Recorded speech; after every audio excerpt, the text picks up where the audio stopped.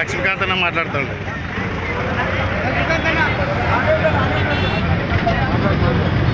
ఎలా మాట్లాడండి, ఈయననే మాట్లాడండి సబ్జెక్టు గురించి. లక్ష్మీకాంత్ మాట్లాడు.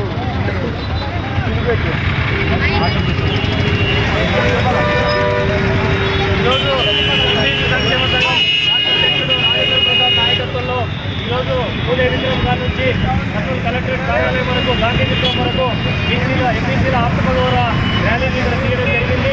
ఈ ర్యాలీ యొక్క ముఖ్య ఉద్దేశం ఏమిటంటే ఆంధ్రప్రదేశ్ ప్రభుత్వంలో ఎంపీసీల కోసం ఒక ప్రత్యేకమైనటువంటి కార్పొరేషన్ ఏర్పాటు చేయాలి, బీసీల నుంచి ఎంపీసీలను వేరు చేయాలని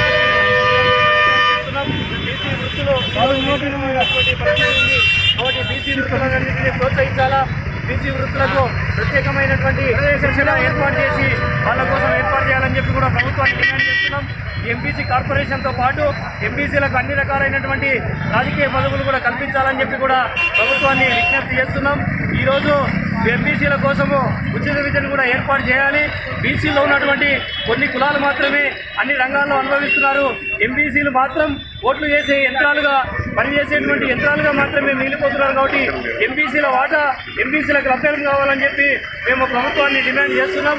నిన్నమన్నట్లనే ప్రభుత్వం ఈ దిశగా కంట్రోల్ చేస్తుంది. బీసీ కార్పొరేషన్ నుంచి ఎంపీసీ కార్పొరేషన్ వేరు చేయాలి.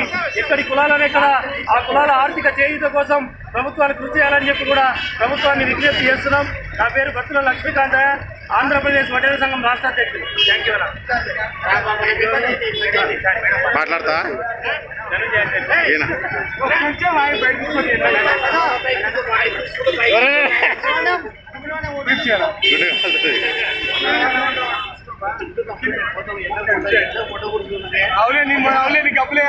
లేదులే, నీకు ఎట్కెళ్ళి ఉన్నాయి, నాకు ఎట్కెళ్ళేవాను. మనం ఈరోజు ఎంపీసీల ఆత్మగౌరవ ర్యాలీ ఏర్పాటు చేశాం. మొట్టమొదటి రోజు ఈరోజు 91 అడుగుపెట్టిన సందర్భంలో కులాలను మాకు విభజన చేసి అత్యంత వెనుకబడిన కులాలను గుర్తించే విధంగా ఎంపీసీ కార్పొరేషన్ ఏర్పాటు చేసి ఎంపీసీ రిజర్వేషన్ ఏర్పాటు చేయాలనే ఉద్దేశంతో అత్యంత వెనుకబడిన కులాలను కల్పించే విధంగా కులాలకు పనులకి రాజకీయ రంగం ప్రవేశం చేసే విధంగా కల్పించాలని, అదేవిధంగా వెనుకబడినటువంటి ఇట్లా లాగాల.